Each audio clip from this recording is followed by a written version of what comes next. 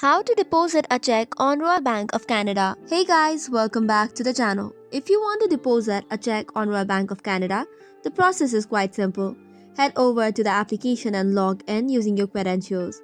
Tap on Move Money section and then tap on Deposit a check. Make sure to read terms of usage and tap on Done. After that, if you click on Continue, you will land to another page. From here, you have to click the picture of the front of the check by tapping on the first icon. Tap on Continue and take the photo and click on Use Photo. Now follow the same steps for the back of the check as well. Tap on the camera icon, click on Use Photo. Next up, you have to add the amount by tapping on the amount section. Click in the amount number and then select the deposit info. For this, you have to select on the account that you want to use to deposit the check. Once you have selected your checking account, tap on Continue.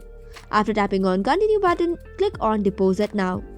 And that's how you deposit a check on Royal Bank of Canada. That's all for today's video. For more such contents, do not forget to hit the like and subscribe button.